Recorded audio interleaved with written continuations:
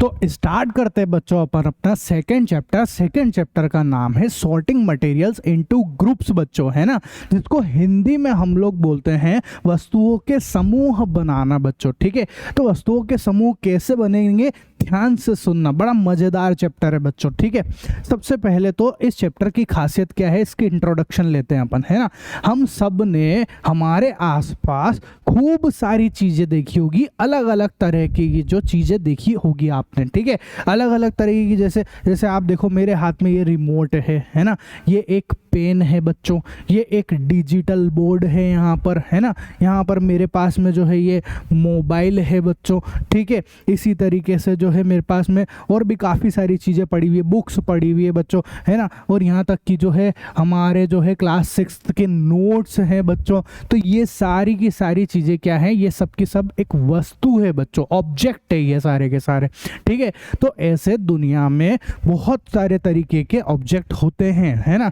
कौन कौन से होते हैं, जैसे भैया पानी हो गया, ये एक ऑब्जेक्ट है बच्चों। ठीक है, यहाँ पर जो उस पानी का ग्लास है वो खुद भी एक ऑब्जेक्ट है। ग्लास जो है वो कांच होता है कि नहीं होता है, कांच होता है ना, अगर कांच वाला ग्लास है तो वो ऑब्जेक्ट है बच्चों। ठीक है, इसी तरीके से कोई धातु जैसे कि सोना चांदी, ठीक है, ये सब क्या है बच्चों, एक ऑब्जेक्ट है, एक वस्तु है बच्चों, है ना। इसी तरीके से जो कागज है, कागज के नोट्स अभी बताए थे ना मैंने, वो एक ऑब्जेक्ट है। हमारे पेड़ पौधे, ये सारी की सारी चीजें जो है ऑब्जेक्ट है बच्चों, एक वस्तु है। हमारी पूरी दुनिया एक वस्तुओं से भरी हुई है, ऑब्जेक्ट से मिलकर ही हमारी पूरी दुनिया बनी हुई है बच्चों। ठीक है, अब इस चैप्टर में हमको करना क्या है कि ये जो वस्तुएं हैं, ये जो ऑब्जेक्ट है, इनको हमको कैटेगराइज करना है बच्चों, इनके ग्रुप्स बनाने हैं कि अच्छा ये वाला ग्रुप्स जो है इसमें जाएगा, ये वाला इसमें जाएगा, ये वाला इसमें जाएगा, ये करना है। जैसे आप समझो एग्जांपल के तौर पे, अगर मैं आपको बोलूं कि ये जो डिजिटल बोर्ड है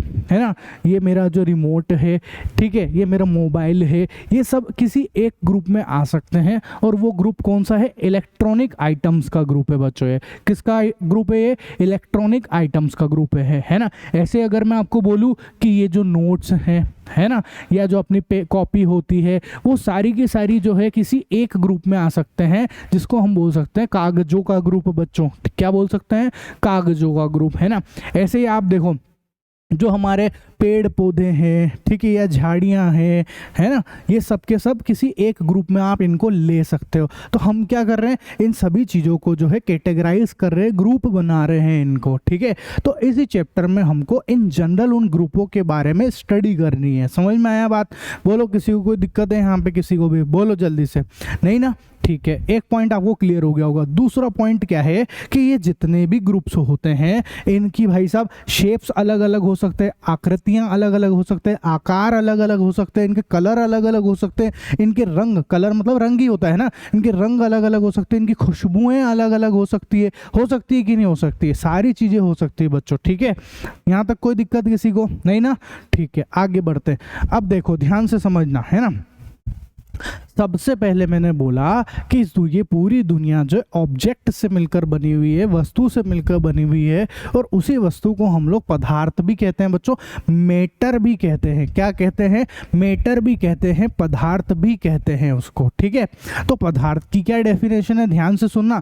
ऐसी चीजें जो स्थान घेरती है, जो स्पेस ऑक्यूपाइड करती है, उन सभी वस्तुओं को, उन्हीं सब ऑब्जेक्ट को हम लोग सब्सटेंस कहते हैं, मैटर कहते हैं, पदार्थ कहते हैं बच्चों। ठीक है, इस सब पदार्थ मैटर का एक और नाम है सब्सटेंस भी बोलते हैं इनको। मैंने कई जगह पढ़ा है, बहुत सारी जगह पे इनको सब्सटेंस भी बोला करते हैं। कोई दिक्कत है किसी को यहाँ तक, बोलो। सिंपल है, अभी तक तो मामला बिल्कुल सेट। अभी बताओ मैंने कुछ ऐसा महान चीज बोल दी कि आप नहीं बोली। ठीक है, तो डेफिनेशन पढ़ो। Every object which has a definite, पढ़ो, आराम से पढ़ना है ना, शांति के साथ में पढ़ेंगे तो भैया ऊपर वाला भी मेहरबानी दिखाएगा, और अपने को वो भगवान को लग जाता है अगर अपन मेहनत करते हैं तो, कि नहीं यार ये बच्चा मेहनती है, अपन ढंग से अगर ये बच्चा मेहनत कर रहा है तो ये ले बेटा तथास्तु, है ना, कि जा तेरी सारी मनोकामना पूरी पूरी हो जाए। ठीक है, तो बिल्कुल तसल्ली से पढ़ो, शांति से देखो कि क्या हो रहा है, आराम से सब समझ में आ जाएगा, है ना। तो क्या बोला, every object which has a definite weight, mass and occupies space is called matter, है ना। कि भाई साहब प्रत्येक वस्तु, हिंदी इसीलिए लिख रखी है मैंने ताकि जिन बच्चों को समझने में दिक्कत आती है ना इंग्लिश लैंग्वेज, उनका भी भला हो जाए इसकी वजह से। और हाँ, हिंदी मीडियम वाले बच्चों का भी फायदा ही होता है। क्या फायदा होता है, हिंदी मीडियम वाले बच्चों को कि इंग्लिश भी इंप्रूव होने लगती है बच्चों इसकी वजह से। ठीक है, तो क्या बोला, प्रत्येक वस्तु जिसका कोई निश्चित भार या द्रव्यमान होता है तथा वह स्थान घेरती है पदार्थ कहलाता है। ठीक है, मतलब दुनिया की सारी चीजें जिनका कोई वजन हो, भार हो और वो कोई जगह को घेर रही है, वो मैटर कहलाता है बच्चों, पदार्थ कहलाता है। ठीक है, अब सुनना, matter in the earth is mainly found in 3 state, solid, liquid और गैस। तो जो मैटर होते हैं ना, इस दुनिया की जितनी भी चीजें हैं उनको आप नॉर्मली 3 कैटेगरी में डिवाइड कर सकते हो। 3 कौन सी कैटेगरी, या तो आप उनको सॉलिड बोल दो, या आप उनको लिक्विड बोल दो, या आप जो है गैस बोल दो बच्चों। ठीक है, तो दुनिया की जितनी भी चीजें हैं वो सिर्फ और सिर्फ 3 ही कैटेगरी में डिवाइड होती है। और भी होता है, एक और भी होता है, पर वो अपने को बड़ी क्लास में बात करेंगे उसका, अभी यहाँ पर है भी नहीं तो अपन जबरदस्ती बात भी नहीं करेंगे इसकी। ठीक है, प्लाज्मा करके है वो, पर छोड़ दो, अभी अपन 6th क्लास में कहाँ बात करनी, मेनली तो यही होते हैं। तो 3 कैटेगरी होती है किसी भी मैटर की, एक होता है सॉलिड जिसको बोलते हैं ठोस, एक होता है लिक्विड जिसको बोलते हैं द्रव, और एक होता है गैस बच्चों। ठीक है, तो अब हम शुरुआत करेंगे सबसे पहले सॉलिड से बच्चों। ठीक है, तो सॉलिड क्या होता है ध्यान से समझना, है ना।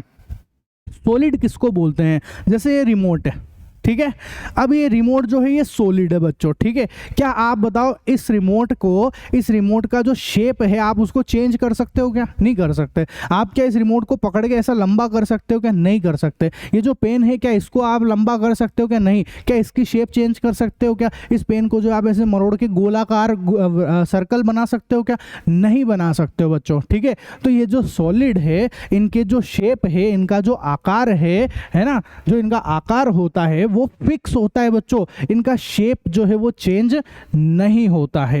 ये पहली प्रॉपर्टी होती है इन सॉलिड की। ठीक है, एक बात समझ में। दूसरी बात देखना, ये जो सॉलिड है ना बच्चों, इनका आयतन मतलब वॉल्यूम, इनका जो वॉल्यूम है वो फिक्स होता है बच्चों।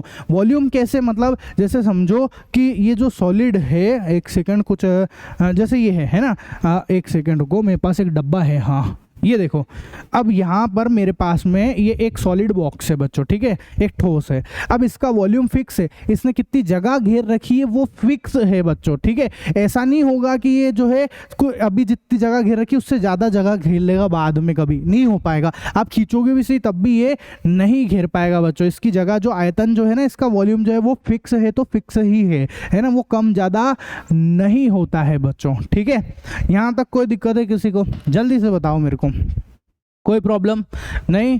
ठीक है सर, यहाँ तक हमको समझ में आ रहा है ना। तो डेफिनेशन पढ़ते हैं, क्या बोला, देखो क्या बोला, ध्यान से पढ़ना। ठीक है, matter which have fixed volume and shape are called solids. ठीक है, क्या बोला, जिन पदार्थों का आयतन एवं आकार निश्चित होता है उन्हें ठोस कहते हैं बच्चों। उनको क्या बोलते हैं, ठोस कहते हैं बच्चों। एग्जाम्पल के तौर पे देखो, एग्जाम्पल बहुत सारे एग्जाम्पल बता दूंगा, जैसे पत्थर हो गया, है ना, ये बर्फ की सिल्ली हो गई, ठीक है, ये शक्कर हो गया, ये कोयला हो गया, ये सारे के सारे जो है हमारे सॉलिड के एग्जाम्पल है बच्चों, ठोस के एग्जाम्पल है। ईंट हो गए, भाटे हो गए, बहुत सारी चीजें होती है। ये मेरे हाथ में जो ये सॉलिड है बच्चों। ठीक है, रिमोट जो है वो भी एक सॉलिड ही है, कोई दिक्कत। जितनी भी धातुएं हैं, है ना, जितनी भी धातुएं मतलब जो मेटल्स हैं वो सब सॉलिड ही होती है। कौन कौन सी मेटल, जैसे सोना, चांदी, ये सब क्या है, ये सब के सब जो है सॉलिड ही है बच्चों, ठोस ही है। लोहा जो है वो सॉलिड है बच्चों। ठीक है, यहाँ तक कोई दिक्कत है किसी को, बताओ। बहुत आसान लग रहा होगा ना, ये सारे विजुअल्स आपको समझ में आ रहे हैं कि क्या बोल रहे हैं, किस तरीके से। ठीक है, बहुत इजी, बहुत ही इजी चैप्टर है ना। ठीक है सर, अब सॉलिड की प्रॉपर्टीज को समझते हैं कि आखिर सॉलिड की कौन कौन सी प्रॉपर्टी होती है, ठोस के क्या क्या गुण होते हैं बच्चों। ठीक है, तो ध्यान से देखो, ये जो सॉलिड होते हैं ना, इस सॉलिड के अंदर अगर आप झांक के देखोगे, माइक्रोस्कोप से देखोगे, अब आपके पास तो माइक्रोस्कोप है नहीं, मेरे पास में भी नहीं है, पर मेरे पास एनिमेशन है बच्चों, मैं एनिमेशन से हर चीज दिखा सकता हूं। तो जब आप माइक्रोस्कोप से देखोगे तो आपको इसके अंदर के पार्टिकल्स नजर आएंगे बच्चों, इसके अंदर के कण नजर आएंगे इस सॉलिड के। समझो कि ये एक क्यूब है, मेरी बात समझना, ठीक है, ये एक क्यूब है बच्चों, एक डब्बा है। क्या है ये? डब्बा है, डब्बा, अंकल का टीवी डब्बा, ठीक है। तो ये जो है, ये हमारे पास में एक डब्बा है बच्चों, एक क्यूब है यहाँ पर, है ना, बॉक्स है और कुछ नहीं, सिंपल सी बात है, ठीक है। अगर मेरे को इस बॉक्स के पार्टिकल्स देखने हैं, अंदर के इसके ठोस, इसके जो पार्टिकल्स देखने हैं, अगर मेरे को इसके कण देखने हैं, तो वो मैं नॉर्मल आंखों से तो नहीं देख पाऊंगा, तो फिर मैं कैसे देखूंगा? मैं जो है यहाँ पर सूक्ष्मदर्शी माइक्रोस्कोप की मदद से देख पाऊंगा, है ना। तो जब आप माइक्रोस्कोप से देखोगे तो आपको इसके अंदर के पार्टिकल्स नजर आएंगे बच्चों, और इसके अंदर के पार्टिकल्स ऐसे होते हैं, ऐसे दिखते हैं, ठीक है, इस तरीके के दिखते हैं। अब आप सोचोगे, हैं सर, इसके अंदर के पार्टिकल्स जो है ना, इसके अंदर के पार्टिकल्स ये you you you you you you you you you ऐसे जुन जुन जुन जुन जुन जुन जुन जुन ऐसे क्यों कर रहे हैं, ये इस तरीके से क्यों एक हरकत कर रहे हैं? ये इसको बोलते हैं बच्चों, किसी भी पार्टिकल्स का बार बार बहुत तेज रफ्तार से इधर उधर इधर उधर इधर उधर ऐसे मूवमेंट करना कहलाता है बच्चों वाइब्रेशन। क्या कहलाता है? वाइब्रेशन कहलाता है, कंपन कहलाता है। क्या कहलाता है बच्चों? इसको कहते हैं हम लोग कंपन, है ना। मैं लिख देता हूं आपके लिए, क्या बोलेंगे? कंपन, ठीक है। वाइब्रेशन, वाइब्रेशन कहलाता है बच्चों पार्टिकल्स का इस तरीके से मूवमेंट, है ना, क्या कहलाता है? वाइब्रेशन कहलाता है। सर वाइब्रेशन तो हमने सुना है सर, मोबाइल में वाइब्रेट का सिस्टम आता है ना, हम जब भी कोई हमको ज़्यादा परेशान करता है, हम सोने लगते हैं ना, तो हम क्या करते हैं, मोबाइल को वाइब्रेट पे डाल देते हैं। और आपने देखा होगा जब मोबाइल वाइब्रेशन पे जाता है और उस समय अगर किसी की घंटी बजी तो ढूं ऐसे करता है कि नहीं करता? बताओ, करता है ना इस तरीके से। तो क्या मतलब क्या हो रहा है? उसमें पार्टिकल्स जो है वो मूवमेंट कर रहे हैं, मोबाइल भी ऐसे फास्ट फास्ट फास्ट फास्ट ऐसे मूवमेंट करने लग जाता है बच्चों, उसको हम लोग बोलते हैं वाइब्रेशन मोड। आया समझ में? तो ये सॉलिड के पार्टिकल्स हैं जो अंदर वाइब्रेशन करते हैं बच्चों, ठीक है।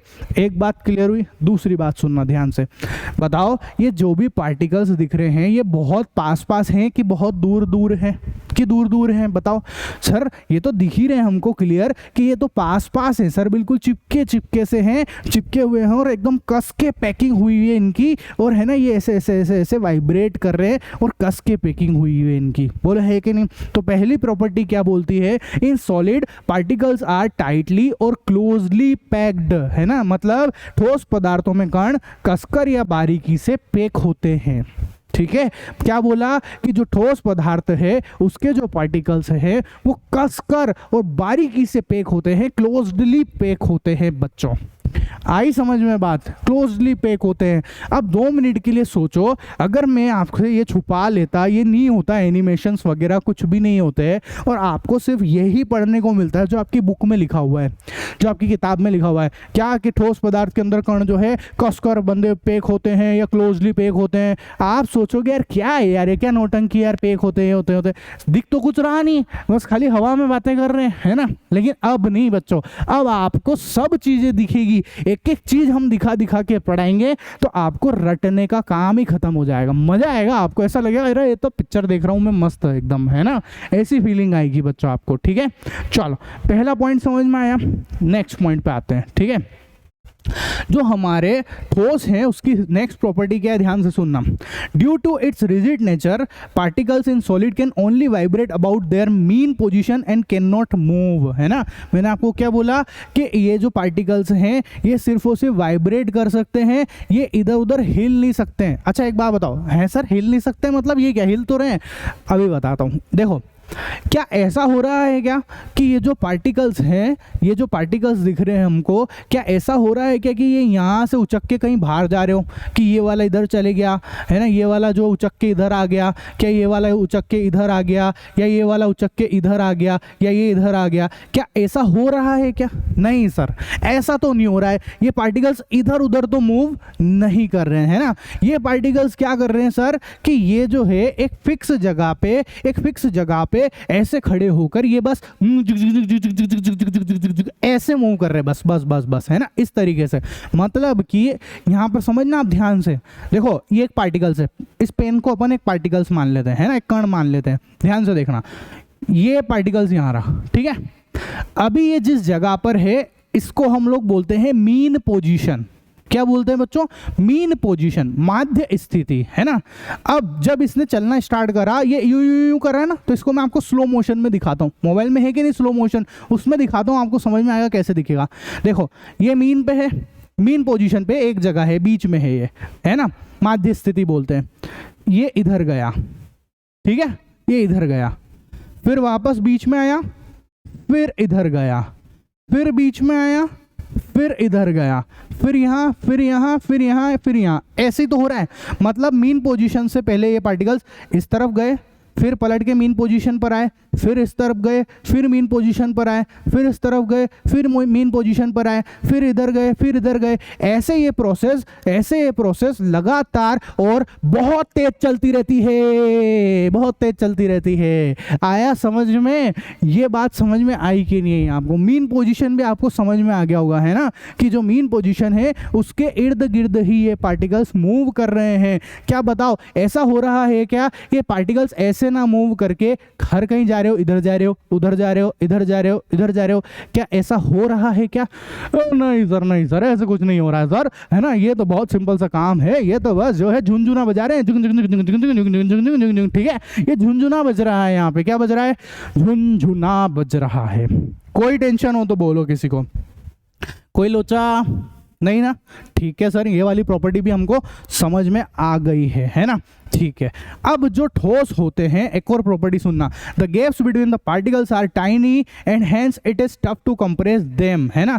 जो पार्टिकल्स है उनके बीच में जो गैप है, इन पार्टिकल्स के बीच में जो गैप है वो बहुत कम होती है बच्चों। क्या होती है? बहुत कम। बताओ इनके बीच में गैप दिख रही है क्या आपको? ज़्यादा? बताओ ज़्यादा गैप दिख रही है क्या?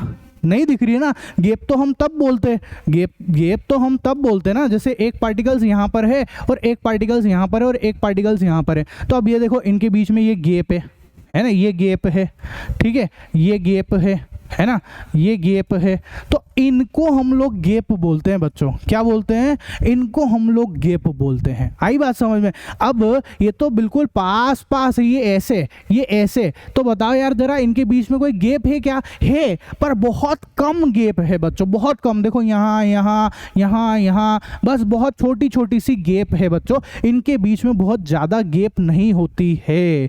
आया समझ में आपको ये वाला पॉइंट? इसीलिए हमने बोला कणों के बीच के अंतराल कम होते हैं, इसलिए इन्हें संपीड़ित करना मुश्किल होता है। ठीक है सर, गैप तो बहुत कम होती है, बात समझ में आ गई। अब एक बात बताना, अगर गैप नहीं है, अगर गैप नहीं है तो आप इसको ऐसे चप दोगे, इस तरीके से चप दोगे, इसको कंप्रेस करने की कोशिश करोगे तो क्या ये चपटा हो जाएगा क्या? बताओ आप, अगर आप इसको दबाओगे तो चपटा हो जाएगा क्या?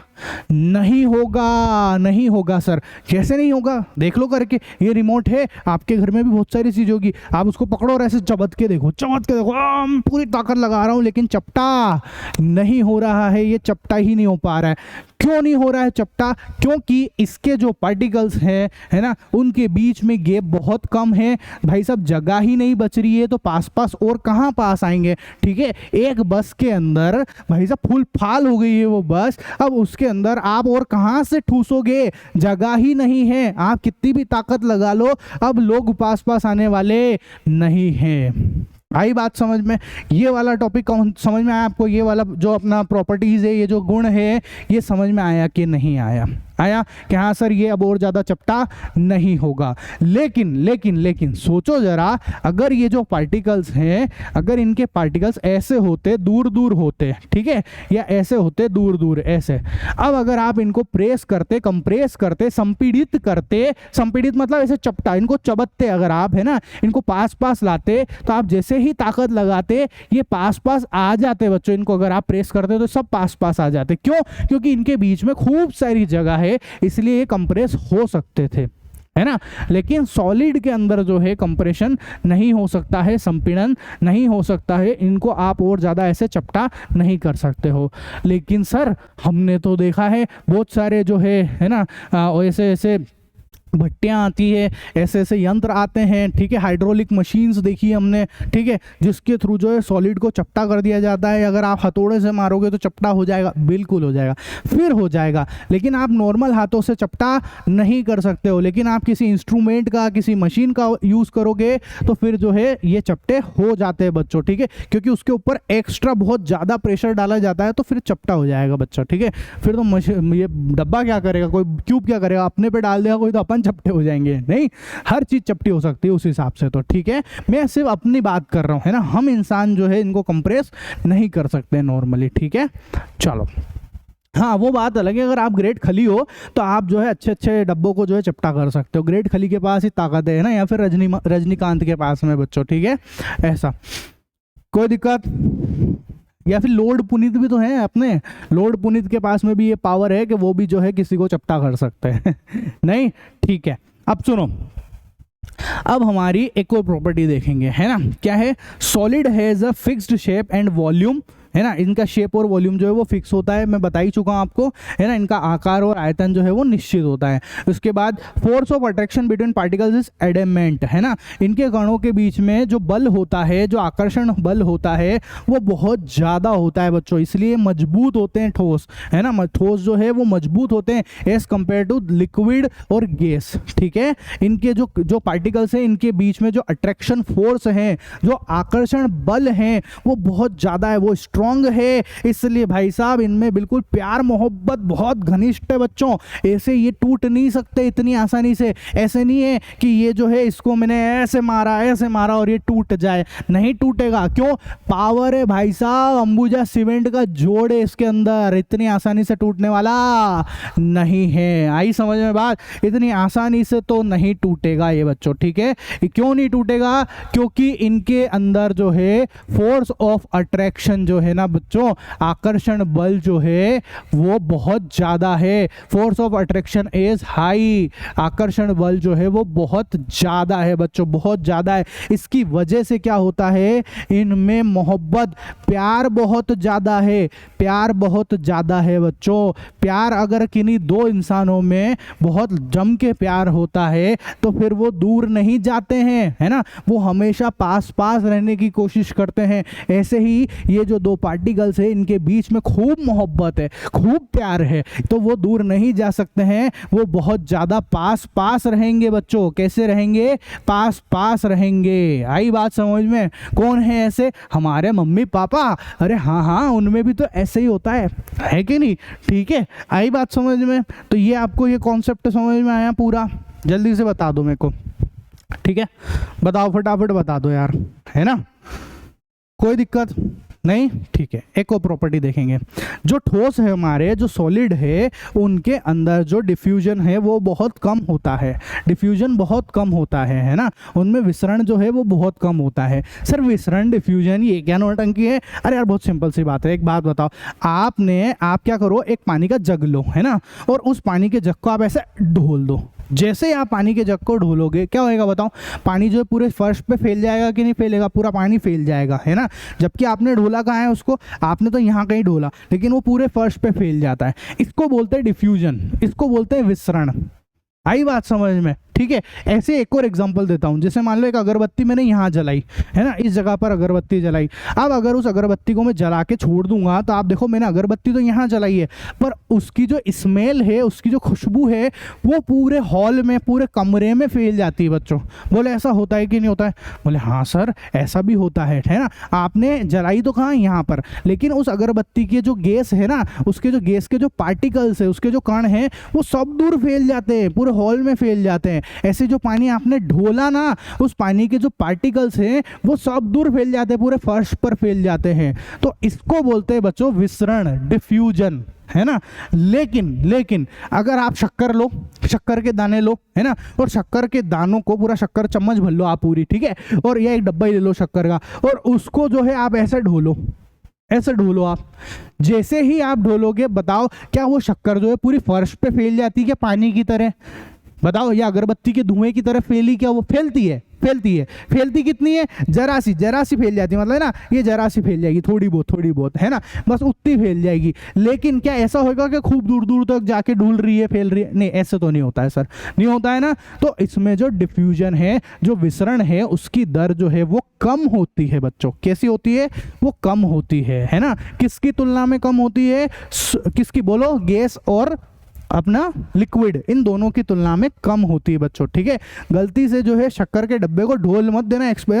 सर ने बताया था एक्सपेरिमेंट करके देखूंगा और आपने ढोल दिया, दे मम्मी की चप्पल पड़ेगी आके चट है ना, सब एक्सपेरिमेंट निकल जाएंगे बेटा। ऐसे एक्सपेरिमेंट मत करना, माँ से पंगा मत लेना, ठीक है। आई समझ में बात? यहाँ तक का मामला पूरा सेट है सर, है ना, बिल्कुल सेट है सर, ठीक है। अब हम समझेंगे बच्चों लिक्विड पे, है ना। ठोस अपन ने पूरा समझ लिया है, अब लिक्विड की बारी है, जिसको नेक्स्ट वीडियो में देखेंगे।